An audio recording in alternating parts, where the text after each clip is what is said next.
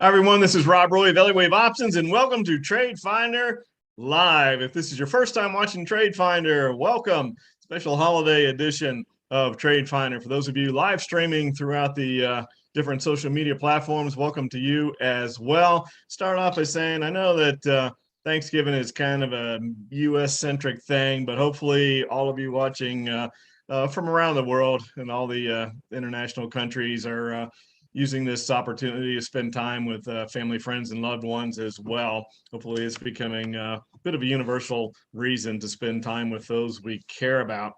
So with that said, if you haven't seen any of our recordings before, make sure you take a screenshot of this disclosure, read it in detail at your leisure. If you've seen it before, you know the drill, but a couple of things that the powers that be want us to make you aware of. Number one, we are not registered to give individual investment advice in the United States. And number two, any pricing we're talking about, because we have people viewing from all over the world, it's assumed to be in US dollars unless noted otherwise. Other than that, again, please take a screenshot of it, read it in detail as you can, as you have an opportunity. The way TradeFinder works is we'll go through and talk about the market, and we've expanded this to talk about a number of different markets that our viewers have asked us for. So we'll cover those.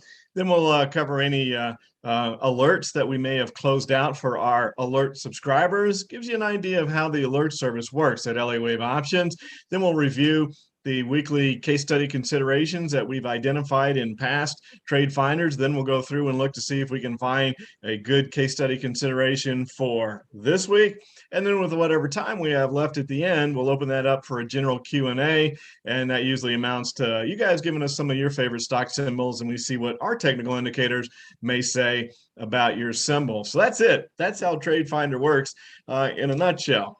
And so if we take a look at the market, normally what we have this week is, because of the fact that the markets are closed on Thursday and are only up in half a day on Friday, it's a lower volume week, and lower volume can mean two things. There's an old adage, never short a dull market, and that's kind of plays into this time of the year, the Thanksgiving holidays, and then into the December, Christmas, etc. holidays. This entire holiday season is normally lower volume. A lot of fund managers take this time off if they've generated gains and they don't want to risk those going into the close for bonuses. They go ahead and close out their book. They don't even trade in the rest of the time. Then there's a lot of people that are on vacation, etc. So historically, this tends to be a lower volume time. And that expression of never short a dull market means that usually when you have less volume, the market tends to just drift to the upside.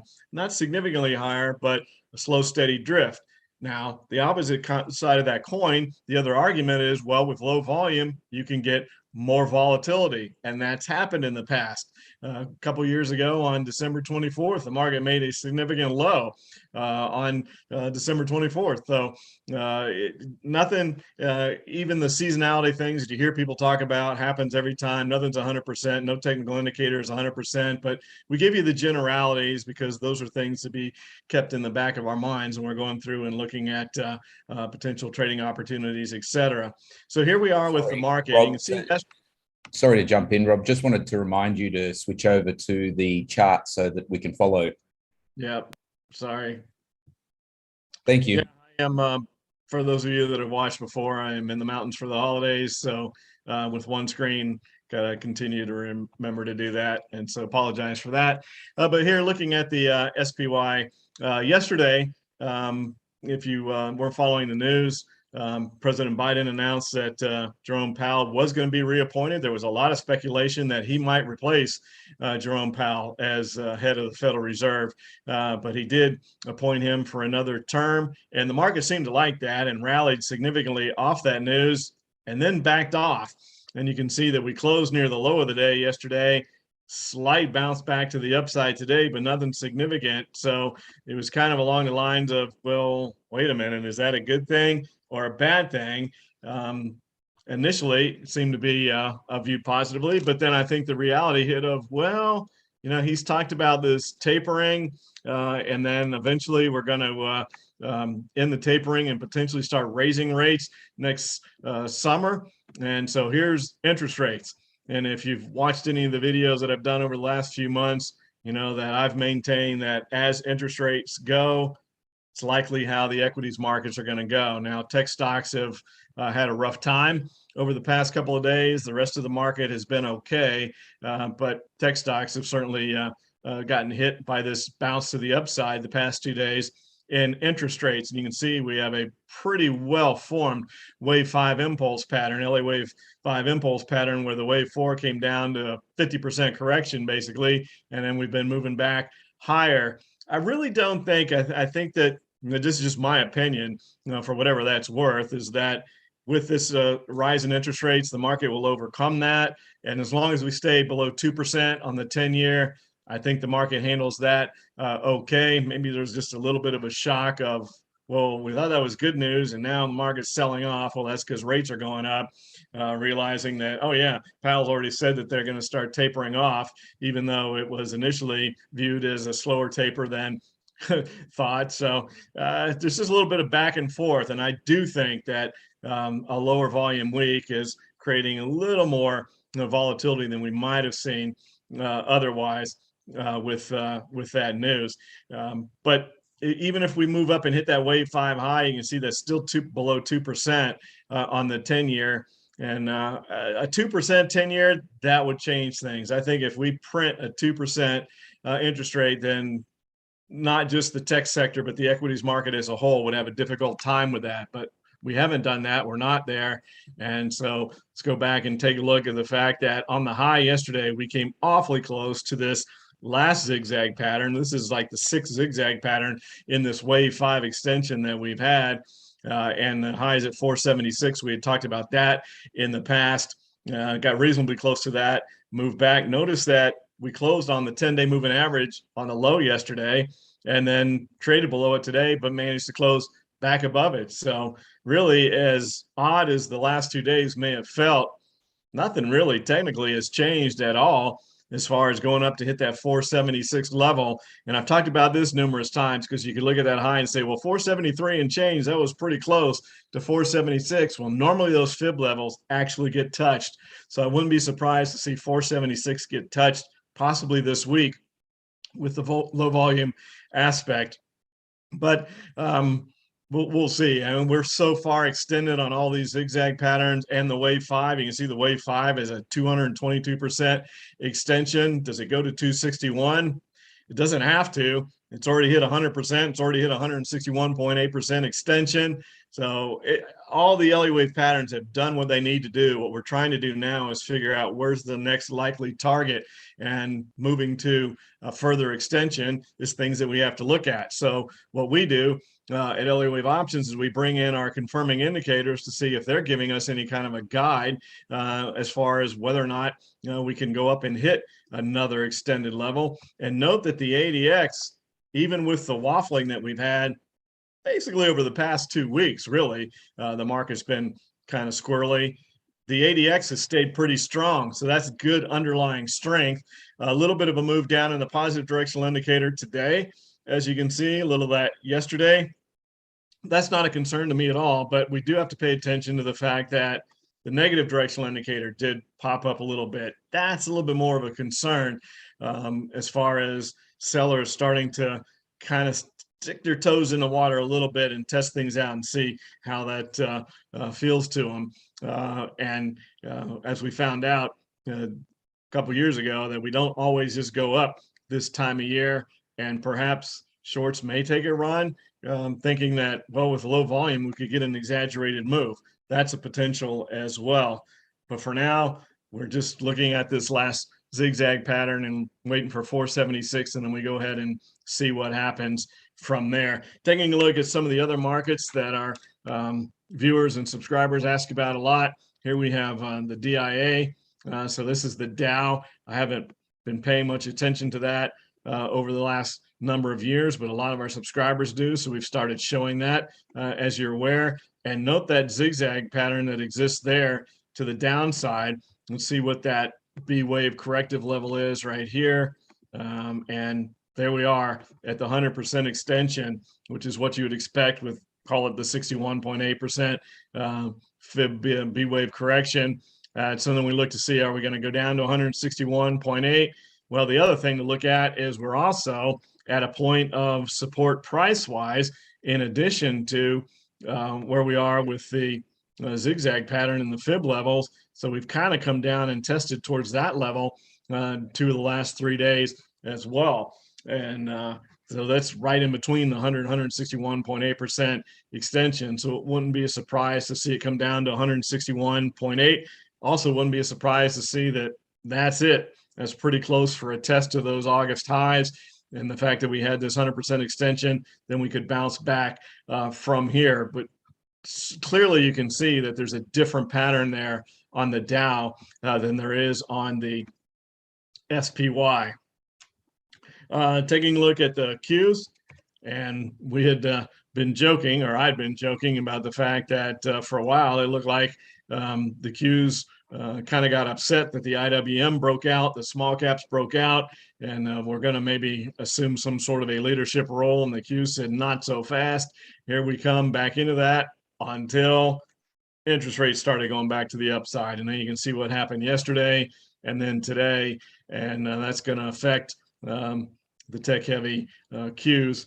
And if we take a look at this zigzag pattern that exists here, you take a look at this B wave, and it barely qualifies, and you look for potentially just a 61.8% extension, so possibly 417 on the Qs, maybe. But as long as this B wave holds, you could look at that, but we could have a different B correction, could go down to 38, et cetera, and still hold the zigzag pattern in place. So we're kind of in a period of flux right here with the Qs to see whether or not we bounce from here or not. I think it's important to take a look at the 10-day moving average here as well. And you can see also, like the SPY, that we closed right on the 10-day moving average, trading below it throughout the day. So in that sense, the two have that in common. So if you look at the Qs, you can see that that looks a lot closer to what the SPY is showing than the Dow does. The Dow looks sufficiently weaker. So let's take a look at the IWM. As we mentioned, that the Russell had broken out, and that level that we talked about forever, 230 on the high. We said that if we came back down to test that level, that would not be a surprise at all because it had been resistance for an entire year. So if we break above it and come back down to test it, not shocking at all. We traded below the 50-day moving average today, closed back above both the 50-day moving average and the level of 230. I think that was important. A close below 230 would have been a different scenario, but closing above 230 is a positive development there. So looking at the IWM at this point in time, you just have to say, hey, we broke what was resistance for an entire year, needs to be tested. Is it support? It was today. That's just one day. And things could change over the next couple of trading days. But if we bounce back from here, then you would have to say, well, that was a pretty successful test of that 230 level. Again, that had been resistance for so long. Now looking to see, is it indeed going to be support, or is that entire move going to be wiped out? That would be a surprise, but the market surprises you all the time. So you have just to wait and let the market tell you what it's going to do. So let's take a look at Bitcoin. And Bitcoin had made that nice move and then pulled back. And it finally is starting to create this wave 4. We're at a 34% pullback at this point in time. So it looks like we're going to at least go to that 38.2% level. We don't have to, but looks that way. And so here we had this triangle. And we had talked about this over the past couple of weeks, that when you have an Elliott wave corrective triangle, the breakout gets retraced. Just like gaps get filled, triangle breakouts get retraced, but along with gaps, you don't know exactly when. You don't know how long it's going to take before that retracement occurs. Could be immediate, could take some time. In this case, it was immediate. And we said as long as we held that point of the breakout, then you had to look at the fact that, hey, we had a nice breakout, it was retraced, and we could still look at Bitcoin moving up to hit that wave 5 target. But it didn't hold there. It's broken below that. And now we have this potential support level all the way down in this area around 52,000. that it still has some room for. Now you can see today, and I know if you're new watching this, and again, welcome to those of you live streaming. If this is your first time, glad to have you. I know Bitcoin trades 24/7, etc. But we look at intraday charts, and so there has to be a point in time where you go from one day to the next, so you can look at intraday data, and so that's what we're looking at here on Bitcoin. And notice the number of days trading right around the 50-day moving average. So 4 days in a row, we've traded at or through the 50-day moving average. So at this point in time, that looks like it's holding as support.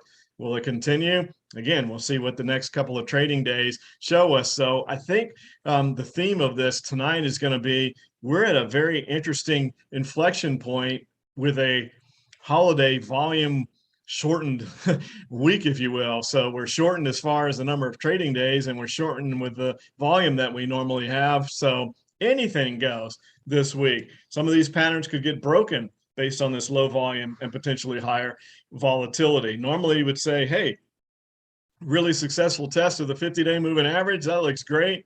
And now Bitcoin's ready to move back to the upside. We retraced the breakout of the triangle, check that box. And now we've tested the 50-day moving average following the big run up with the new TF, etc. Check those boxes. We're all good. We're ready to go higher. But the fact that we could have increased volatility just keeps that little question mark in play for everything as far as the cryptos, I think. So let's take a look at the XJO. This is the one that's been probably the most interesting recently because of this huge triangle that we're in. And as you can see, nothing has changed. We're forming a larger and larger triangle, which means that at some point in time, we're going to have a pretty significant breakout in the Aussie market, the ASX 200. And by the way, for those of you that are viewing and haven't watched this a lot, when I go through the foreign markets, we're talking about ETFs that trade on the US exchanges. So people that want to trade on the US, these are still vehicles that you can trade on the US exchanges. So just because I'm talking about other markets, don't turn your head, and you can trade these as well if you want to. And sometimes we can take a look at other markets that have some good trading opportunities, foreign markets. But right now, it's like that's just a great looking triangle, perhaps a strangle, perhaps just wait for the directional breakout with a follow through or confirmation once it breaks out. Be patient. I had joked in the past when was it last week or maybe even 2 weeks ago? It might have been 2 weeks ago, where we were forming this triangle, and it's like, man, it'd be really great if it went into the point of that triangle. However, they don't always do that. And one of the lessons that I learned after creating this triangle strategy around the triangles is that you can get too cute. You can get too cute waiting for the price movement to move right into the point of the triangle. Sometimes it just breaks out before you get there. Well, in this case, we have stayed in towards the point of the triangle. So really good looking pattern here. Maybe one of the best patterns that exists in the market right now from a trading standpoint, in the fact that something is going to happen. Can't tell you which direction we're going to go. And even Elliott wouldn't say that, because we're correcting in a symmetrical triangle following a wave 5 high. So even Elliott would say, hey, we have no idea which way this is going to go. So you either wait for the directional breakout or you trade a triangle that covers both directions, but you don't pick a direction at this point. Now the Nifty. So let's take a look at that, because last time we looked at this, we were getting awfully close to that 49 level again. And we had mentioned how that was important, pardon me, for that to be held to stay long. And look what happened.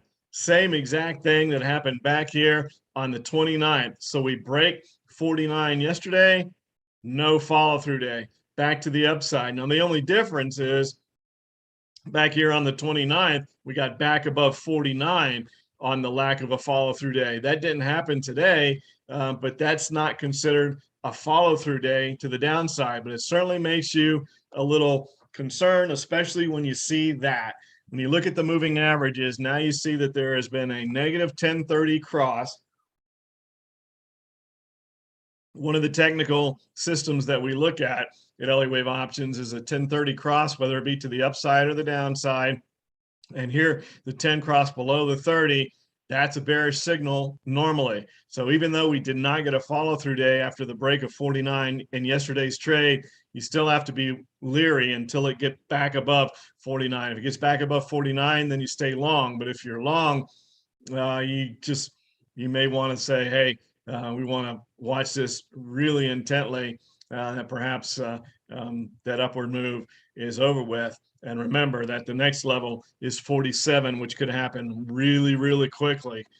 So that's why I'm saying you got to watch this real close. We didn't get the follow through day today, but we're not back above 49 either. So keeping an eye on that over the next trading day or two would give you the idea of whether or not you should get out if you're long, or look to initiate a short position if you wanted to do that. And then we've had questions regarding the DAX. So we'll take a look at that. And that's been one of the weaker markets. And we mentioned how we had this big 61.8% fib level here.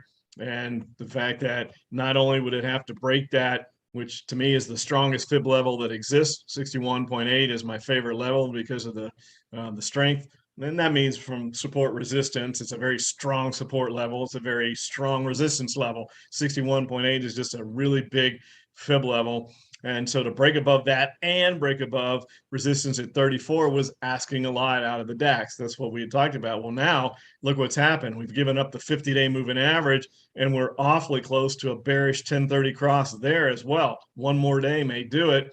So perhaps we go down to that wave 5 target on the DAX heading lower. So if you've been following along with this and watching this, we've been waiting for, can we break above 34? We said you got to wait, you got to have that level. So nobody should be long this. In fact, with a 5-wave impulse pattern to the downside, this could be what you're looking for.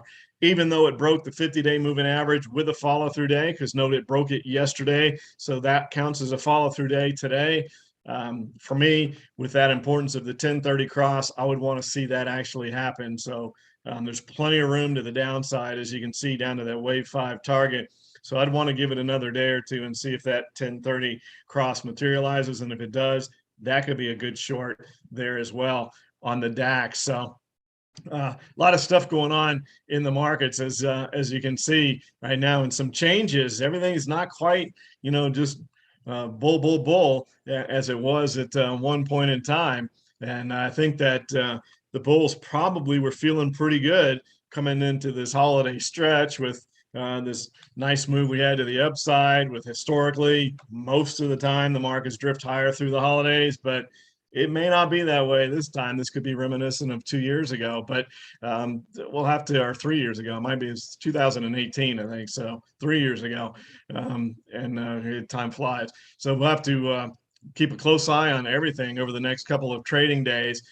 Specifically, I haven't changed my tune. Watching interest rates, see what happens there. I still feel like, yeah, the market didn't like this little bounce, but I think the market can digest that unless we start to approach 2%. I think everything changes then, not just tech stocks. I think the entire market, you have to start looking to the downside across the board. If we start to see that, the market will not like that at all, especially moving into the fact that the Federal Reserve is going to be tapering off more and more and looking at raising rates. I think the next inflationary number and the next CPI is going to be huge. We print another huge CPI number, that could be it. That could be enough to push the 10-year up towards 2%. And then all bets are off, I think, on the markets. And you have to start looking. That's when we're going to start increasing our strangles, getting ready for that potential outcome. You can get a drift higher, but you can get a sharp correction as well. So all eyes are going to be on that next CPI report. So that covers the international markets. So let's take a look at our case study considerations, and kind of going to tie this into looking at one of our case studies on our website. Here's Camping World, which is one of these strangles. And I had mentioned before that I didn't understand how this stock was doing well in this current environment with interest rates going up, meaning that the cost of buying these things is going to be higher. Oil's going up, meaning that the fuel costs are going to be higher. There isn't any electric big old motor homes yet that I'm aware of. And yet they come out with earnings and they nail earnings, and we're at the upper end of the range.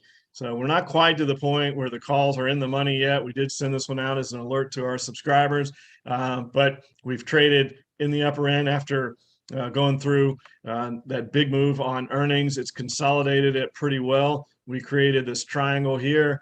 And, you know, I like a vertical move with a triangle. So we've broken to the upside out of that. We did test the breakout today. So it retraced the breakout, moved back higher. Again, we're not very far away from being able to take this one off. It just needs one more little bump to the upside, and the calls will move in the money, and then we'll be good to go. But it's just hanging underneath that threshold. So just one more little move higher could do it. It's, again, amazing for me personally to see it have this show of strength, even in the face of interest rates continuing to move to the upside. I don't get it, but it has. All right, so what I wanted to show you is because of that, we also have a case study that we have sent out as an alert to our subscribers. So I'll change the screen so you can see it. Remembered this time. And this is what our trade screen looks like at Elliott Options. If you've ever haven't visited the website yet, it's EWOTrader.com. And here is another strangle. This is on AutoNation. So here you go, another volatile stock, right? Because there's no cars, there's almost no used cars available. They're very hard to find, and dealers are not budging on the price. But is that good because they're getting premium markups on them, or is it bad because even with the premium markups, there are not enough cars to sell? You could make a fundamental argument two different ways, right? So that's why fundamentals are so difficult the majority of the time. And you can see here was the entry alert that was sent out on AutoNation for the strangle. And there's the symmetrical triangle that you can see on the screen. Hopefully you can, well, when it comes up, you'll be able to see it. There we go.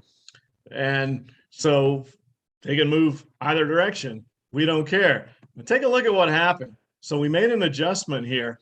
And this is one of the things that we have the ability to do with these strangles is we had a break to the downside on earnings, but it didn't break out of the lower end of the range. The bottom end of that triangle held, and then it started to move back to the upside. So as we saw it start to move back to the upside, what we did was we took the put off. So this adjustment was selling the put. So we sold the put, and now we're holding the call, and it moved back to the upside again today. So at least for now, that looks like the right move. But that was a pretty significant bounce that occurred off of that level. So money is moving back into it. So there must be some view somewhere. Some people have views with big pockets that used car sales are going to be good again. Whether or not it's the fact that they'll continue to maintain their selling power even as we start to get more supply. This is the only thing that I can think of, but I wanted to share that with you because that's something we hadn't talked about prior to this on a recent TradeFinder, is how you can adjust a strangle this way where you get a breakout, but it didn't break far enough to break out of the support range. It held its support. So it's like, okay, well, it broke down. So that's good for the put, but it wasn't enough to say, hey, the big move is going to be lower. It held and started back up. So we have an opportunity. Let's take the put off, hold the call for run back to the upside, and now you can maximize the potential gain if the stock does continue its upward move. As I said, it did today. You can see that yesterday was the day that we made the adjustment, and it continued to trade higher after that and then into today. So that looks pretty good. So anyway, I thought that was something a little bit different, and that begs the question of, if you're in the scenario like we have with TradeFinder, where we just look for case study considerations to get in, what do you do from there? At Elliott Options, with our alert service, we send out alerts for entries, any adjustments, and exits. So we don't just leave you hanging once we identify a potential case study. So we walk you through the process all the way through from start to finish, not just at the beginning. So it'd be a great time if you'd considered becoming a subscriber and hadn't yet, especially with the uncertainty that I think lies between now and the end of the year. All right, so go ahead and reshare the screen, get back to the charts. Thought a little something different to show you there on our alerts from Elliott wave options. So the next one, and this is another one that we talked about, and talked about this one last week that we made an adjustment with as well, because originally it looked like a bearish trade. And so then we adjusted it to the upside because you can see that didn't continue to go lower. It turned and went back to the upside. So we featured that one last week. So not much has changed there. Texas Roadhouse is another triangle, and there's the triangle pattern. And here's where we sit today. So you can see that we're right there around 92 and we're down around 89. So we broke to the downside, retraced the breakout, and now it looks like it's going lower again. There's three different ways that these stocks break out. Sometimes they break and they just go vertical. That's great. That's the best scenario, right? Because they break out, they go vertically out, and you have a nice gain in a very short period of time. Sometimes they break out and then they test the breakout pretty quickly, like this one did. Other times they break out and they just kind of slowly move in a 45-degree angle. They don't really retrace the breakout move right away, but it's not really the most volatile break. It just kind of moves in that along that 45-degree line, whether it's to the upside or the downside. Doesn't seem to make much of a difference. So in this case, this is an example of it broke out, tested the breakout immediately or retraced it immediately, and then moving to the downside. The XLF, well, here was the initial setup here when we identified this. And the reason, if you are new with us and weren't around back then, when we were looking for a case study consideration on the search results, there were a whole bunch of financials. So it's like, well, instead of trying to pick one individual financial, let's just do the whole sector. And so that's how we set this up. And you can see that with interest rates moving back to the upside, boom, boom, big move back higher on the XLF. Again, interest rates moving up may be bad for tech. It's good for financials because that's how financials can make money. They make money off of the spread. They borrow in the short term, they lend on the long term. And the difference between the two time frames is how they make money. So the wider the spread, more money they can make. And that's a place that you want to be, pardon me, if interest rates are going to move higher. So if they continue up, XLF should continue to do really well. FND, this one's gotten a little choppy since the initial case study consideration. We've come back to test the break above this big resistance area that is now support at 130. It's held right in that area. And we'll see if that continues to hold. Look at the moving averages. Again, another stock that tested its 50-day moving average today and closed back above it. No bearish 1030 cross yet. So at this point in time, you still would stay long if you were in this one. Just realize that, hey, stocks don't go in a straight line. Sometimes they have impulses, then they have corrections. That's what Elliott wave is all about. Elliott identified, that's how the market moves. It's a series of impulses and corrections. That things don't go in a straight line, and at least not for very long periods of time. So that's what Elliott wave does. It identifies those type of patterns.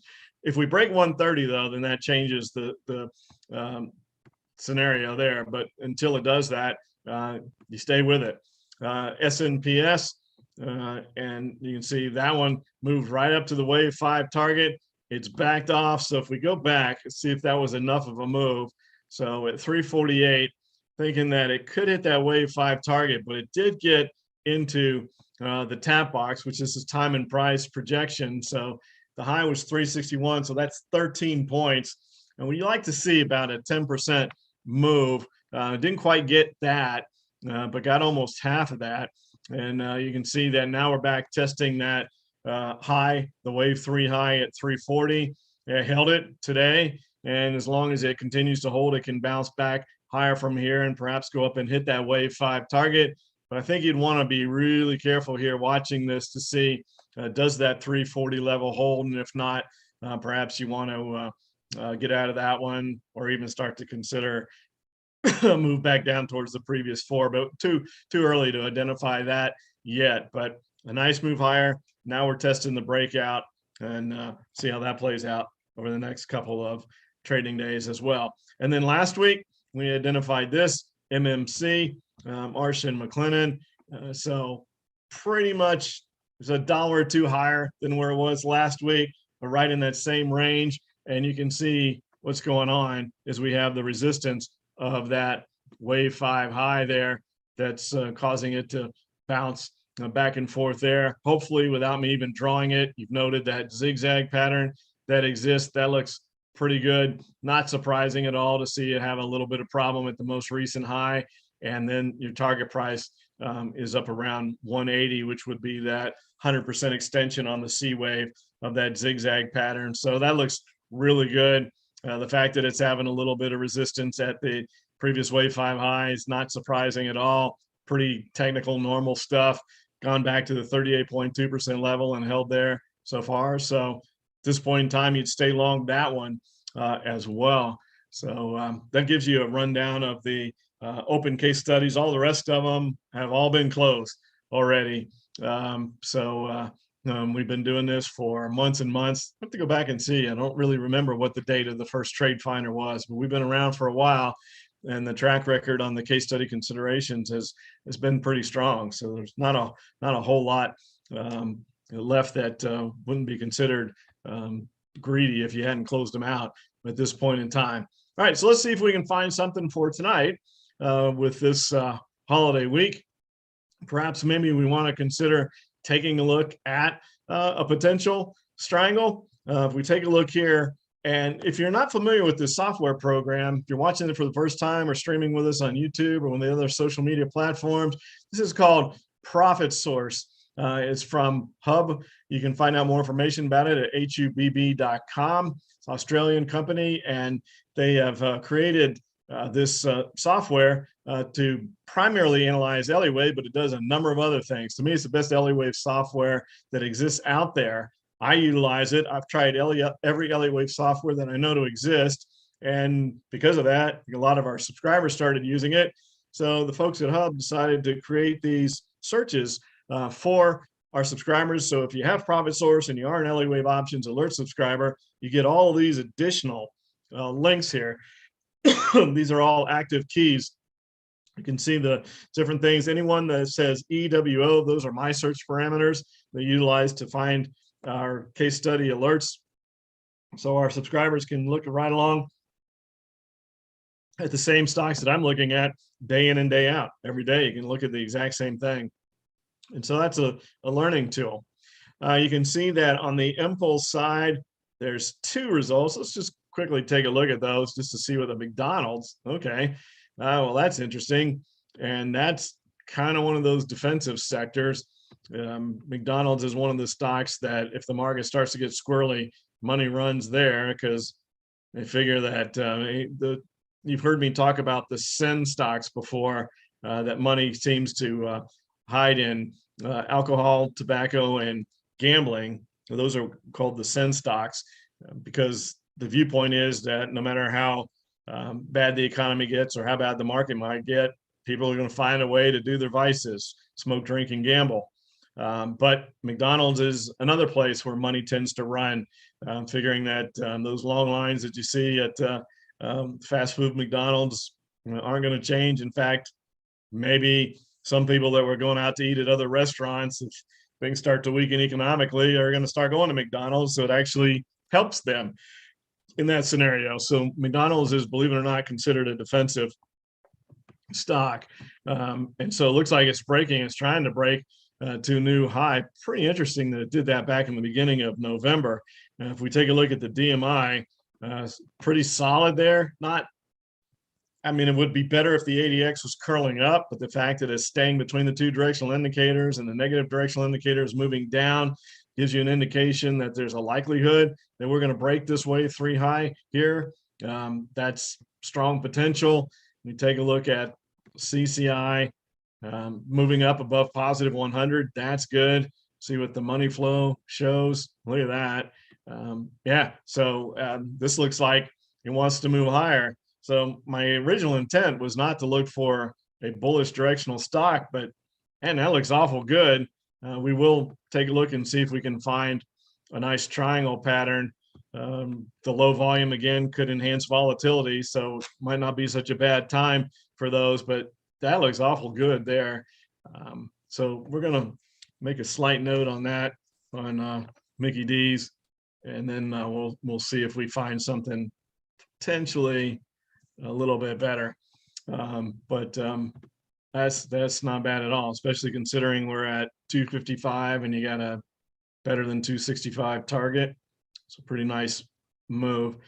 The other one was ASGN, and man, nice breakout day on that as well. Oh, maybe we have to I need to change my mind on what kind of a case study we look for this week.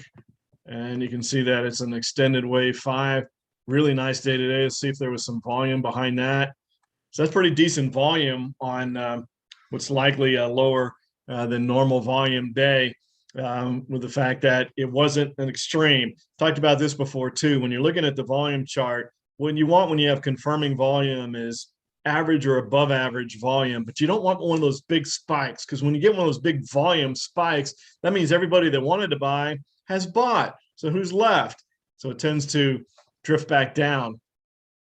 So when you have a nice move like that, where you're breaking the new highs and it has good solid volume behind it, but not extreme volume, that's the kind of thing that has a chance to have some confirmation and staying power and continue higher.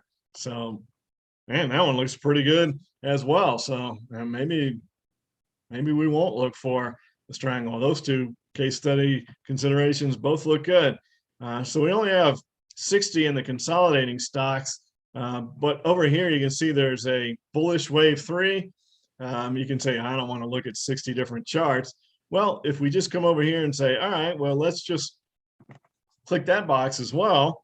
And you can see that now it's going to show us what stocks are consolidating and are in a bullish wave 3. So that drops it down from over 300 in a bullish wave 3, over 60 that were consolidating, down to 3 to look for. So that's the power of the software, is it greatly reduces the amount of potential candidates that you're looking for. This is a REIT. I tend to just not like those for strangles.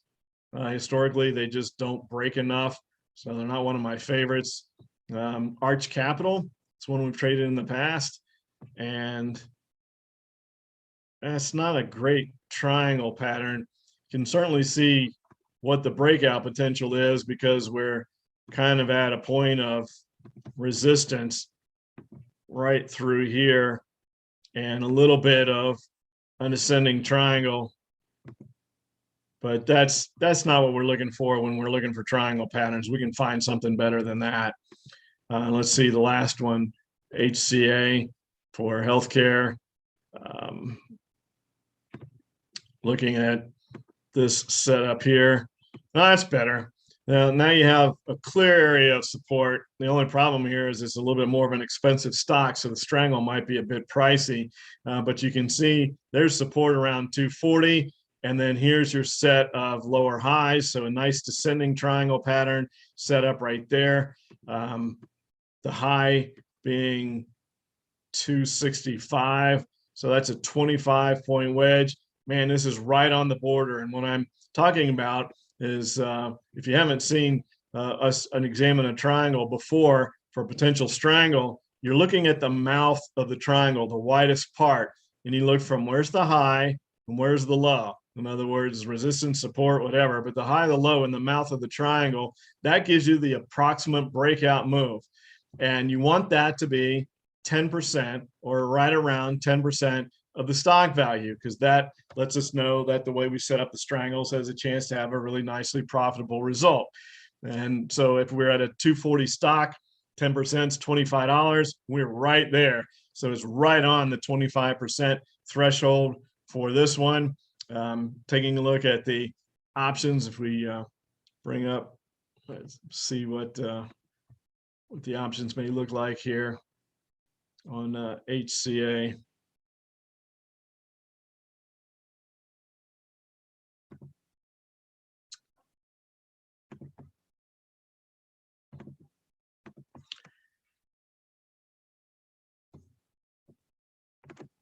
HCA. Just concerned about the potential expenses.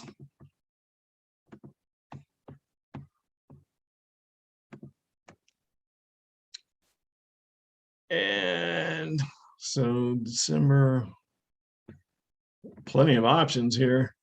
So we want to at least go to January. That's 59 days, and then March. So we got one that's on the lower end and one that's on the higher end of the threshold. So that's a concern. But the options are pretty expensive, as you can see, even as we move out of the money. We're still a little on the pricey side unless we only do January, but that doesn't give us a lot of time for it to move. So perhaps with that analysis, we'll just go ahead and say, hey, let's do McDonald's.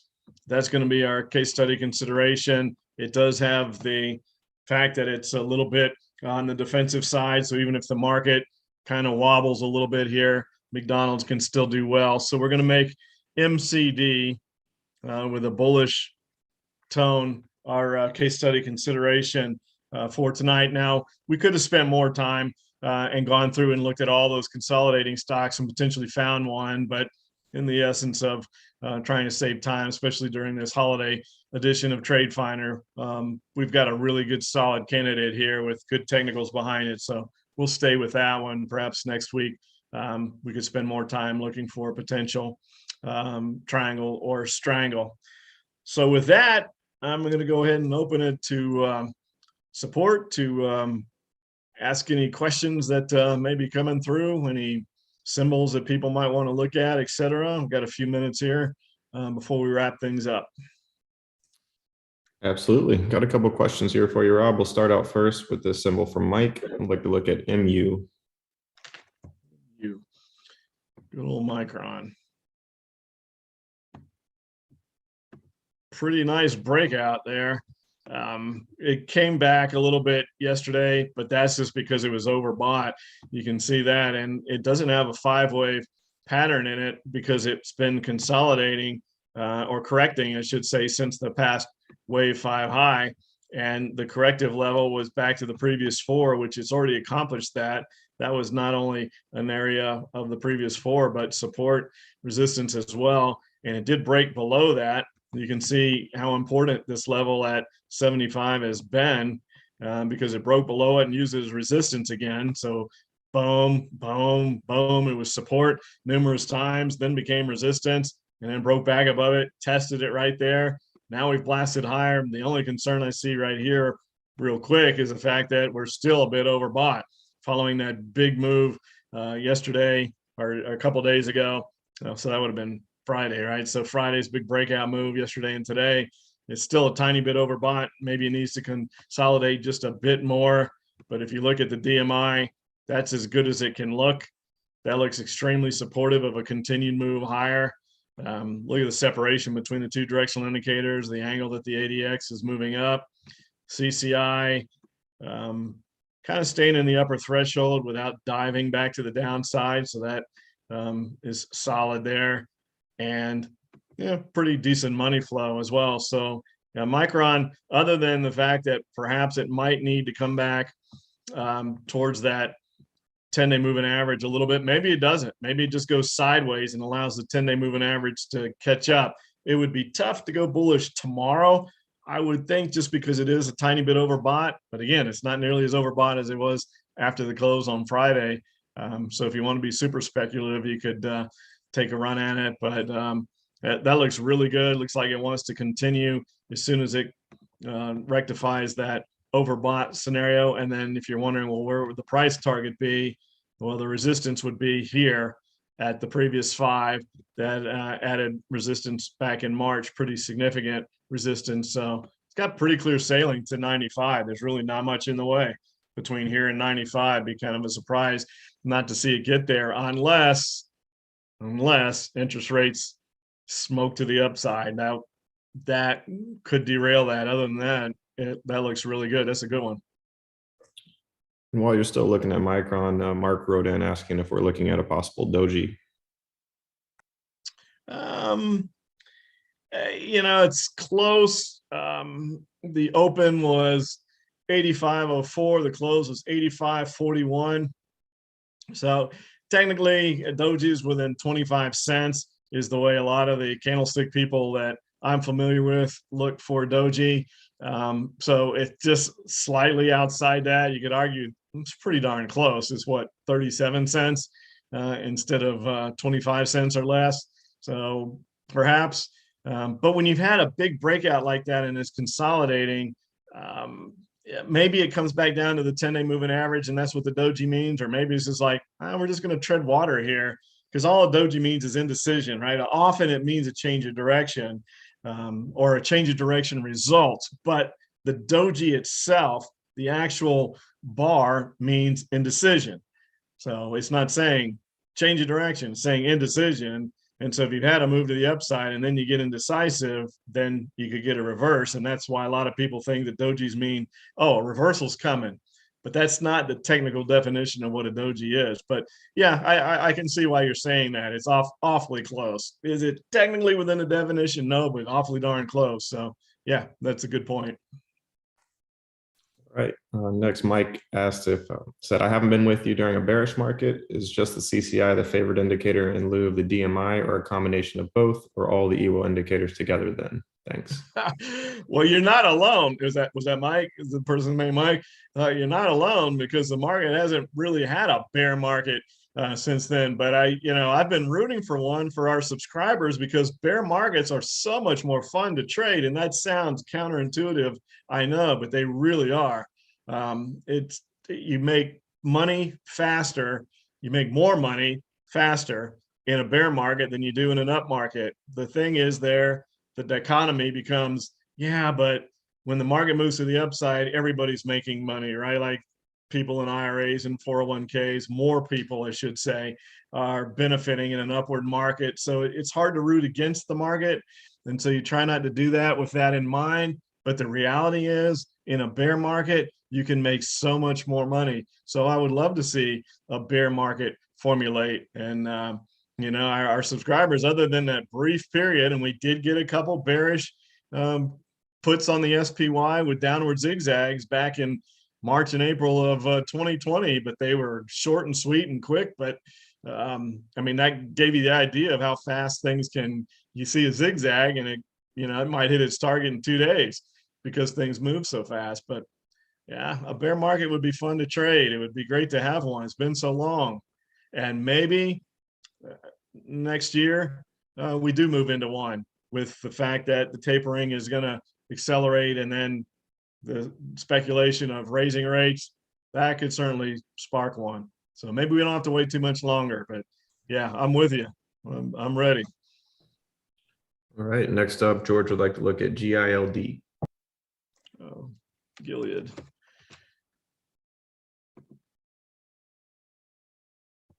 That's a nice breakout too.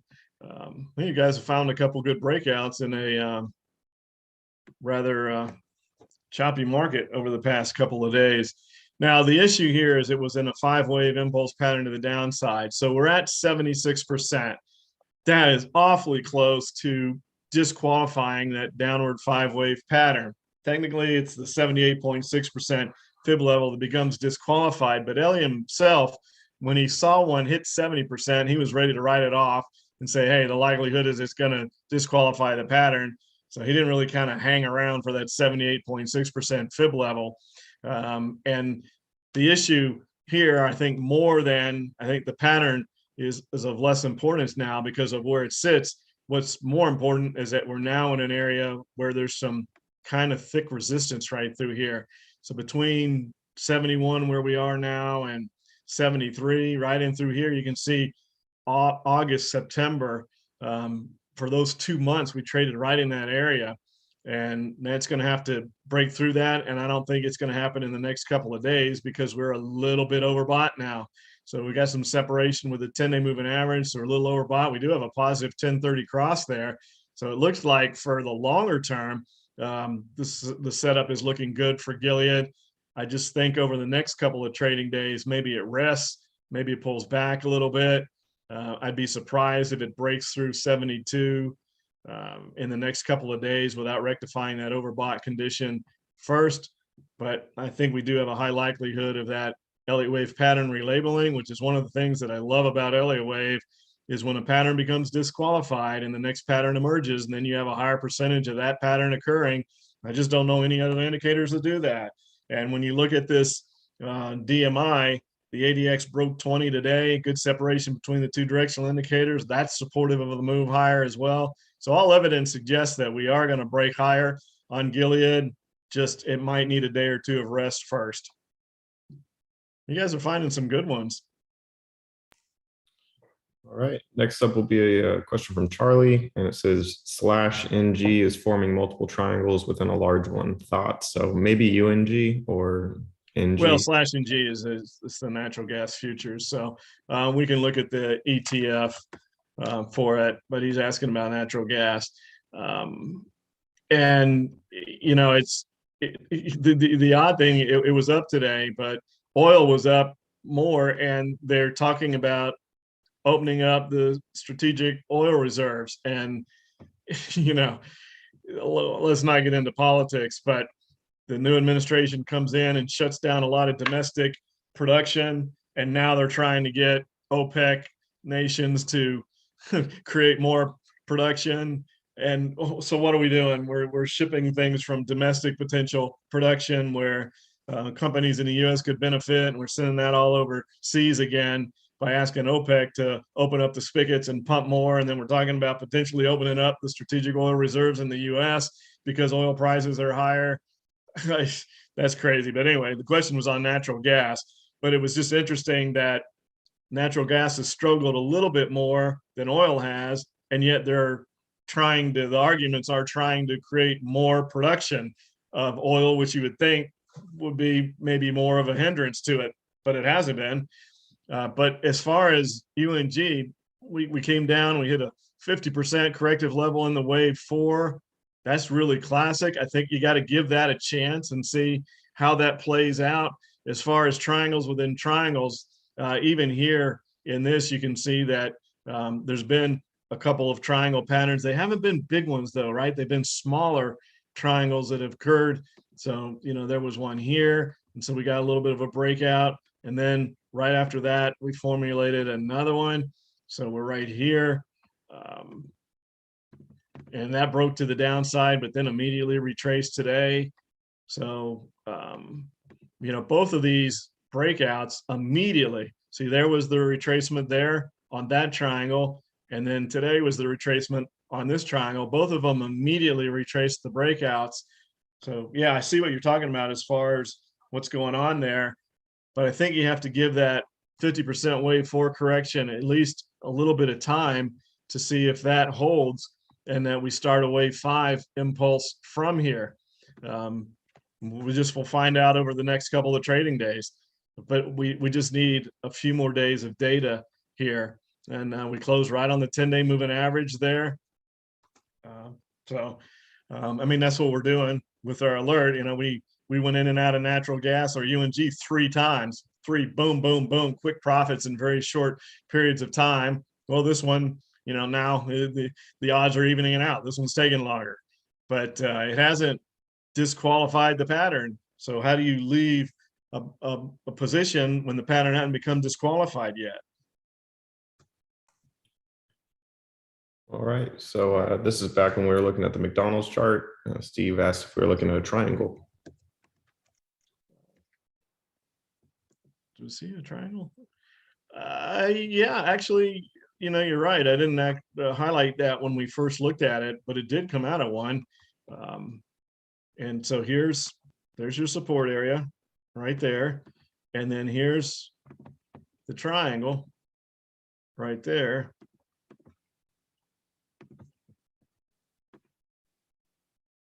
And so yesterday would have been a false breakout. Today was a breakout. Does that mean anything? The answer should be no, right? Because you have to have a second day of follow through or confirmation day. So yesterday, because it traded higher, but still closed on that trend line, doesn't count as a breakout. So you can look at that and say, oh, it broke out yesterday and today's the confirmation day. No, if it comes back within the triangle, you can't count that as a breakout. A breakout has to close outside that trend line. So today, to me at least, that's the breakout day, and we see if we get follow through or confirmation tomorrow. Our confirming indicators are suggesting highly that we do, and we go up and hit that wave 5 target. So tomorrow will have a lot to do with it. But yeah, good point, though. Good point. All righty, next up will be from Nicholas. VMC, do you think wave 4 has completed, or could wave 4 be a diagonal with more downside potential?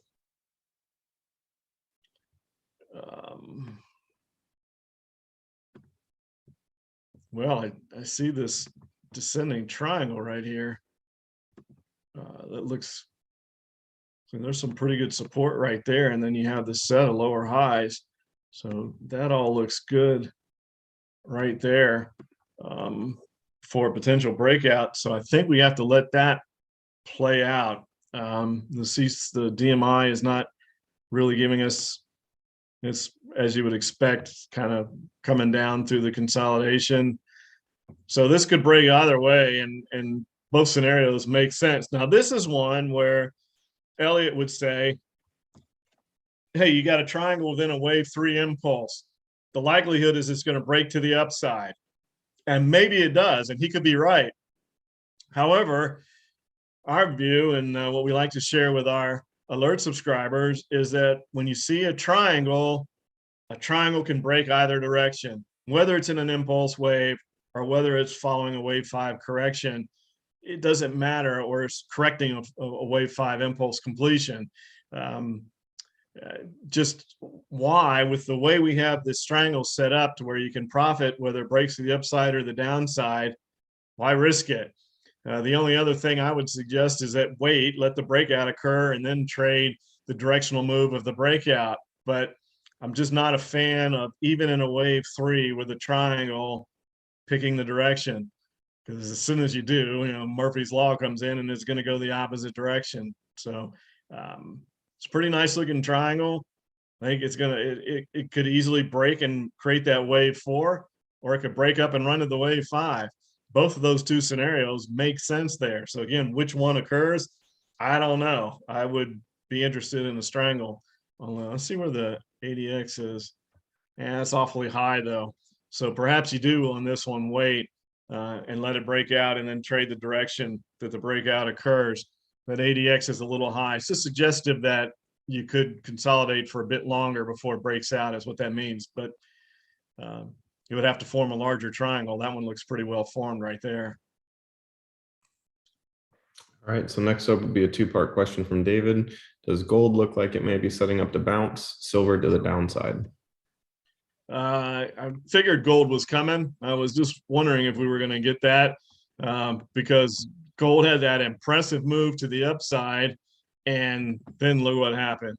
So I was just talking about how it was impressive that it could go that vertical and consolidate sideways like that. You know what I feel about vertical moves. When they go vertically up, quite often they come vertically back down. How many times have we talked about that in these webinars? And we went up to resistance and it consolidated, and it looked like you could have made a case that, yeah, gold's going to consolidate under here for a bit, and then we're going to blast off and go test those highs. But then that vertical rule just, I mean, that's why we talk about it so often. What goes straight up can come straight back down. So it comes all the way back down. Now, is it suggestive of bounce? But we do have a doji there today, and we are back almost all the way down, just boom, boom, so quickly back down to 165, which does act as support. Looking at the 10-day moving average, we are oversold. So if the question was, could it bounce from here? I think the answer is it's likely to bounce from here. And then the real question comes up, is it just a short-term bounce, or do we make another run at breaking 175? And it's too early to answer that question yet. But as far as the question on, does it look like gold will bounce from here? Yeah, it does, because it's near support and it's oversold. So I think that's the likelihood. And then silver to the downside, well, that wouldn't be good for gold because silver has been, over the last couple of years, at least that we've been focused on, silver has taken over leadership and become big brother to gold, where it used to be the other way around. And that's a pretty significant break to the downside today there. No doji there. And we broke below that. We had talked about the stair steps that applied in silver before, where it seemed like every dollar there was a support or resistance line. Well, we broke 22 today, but did we get follow through? The problem is when every step is only $1 away, when you get the follow through day, you're already there. That makes it a little more challenging to trade, but I would want to see if that 10 crosses the 30. If so, then I think that sets up for silver likely going down to hit that wave 5 target. It's got to break 21, but if it does, there's nothing to stop it from going to 18. So if we get the 1030 bearish cross there, we break below 21, I think silver's a good trade bearish down to 18. So I agree on that standpoint with who asked the question. And then the question back on GLD, can it just bounce and then be bullish when silver's bearish? I don't think so. I mean, they're not that, discombobulated to where they're gonna move that far apart. They may not move in lockstep like they once did, but it's not going to be that much of a difference. So perhaps there's an oversold bounce in both gold and silver, and that's short-lived. So silver would be suggesting look to the downside here, and that might have been it. Other than an oversold bounce in gold, that might be the end of it. So good observations on both of those. So we'll take a couple more here, and I know everybody's ready to get to family and travel and everything else. So we're already a little bit long. So let's do a couple more, and then we'll close things up. All right, well, that's perfect. We got 2 symbols here from Redham that we'll finish up with. First one being UPST. UPST? Correct. Okay, let's start holdings. Woo, dang.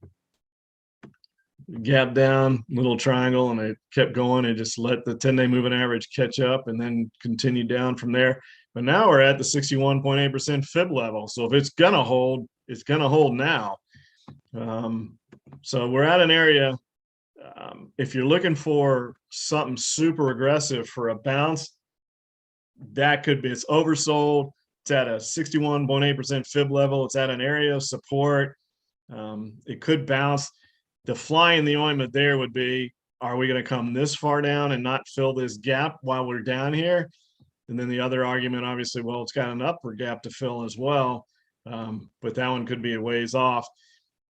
But if you wanted like a real speculative, aggressive type of a bounce trade, it's hard to find something more oversold than that at this point to look for. Just keep an eye on that gap. That's the thing that would be concerning there. But other than that, yeah, you could take that's a speculative trade, you know that going in. So it should be high risk money only doing something like that. But that's the kind of thing you're looking for on trades like that. I imagine the CCI is, yeah. So the CCI was at a major extreme point low and has bounced back up. So you've got divergence there, right? The CCI has been moving up while the stock's been moving down. Could be suggestive of a bounce as well. All right, and the last one will be SQ. Square is a good one to finish on. You can see the breakdown from 220 there, which was an area of support, but really as much of an area of support that was, it's not that big of a deal because there's another area of support right there, 200, which is where we are right now. And, this is one of those where sometimes the fundamental stuff just makes you shake your head. We're going into the holiday season. Are people going to be using their credit cards, et cetera? So, you just wonder. It's oversold a little bit right now. It's at support. It's got a nice wave through. There's a nice zigzag pattern there. Now, as far as I'm not a big fan of the DMI for downward trades, but I do like the zigzags. They work. It doesn't matter whether it's up or down. And look at that.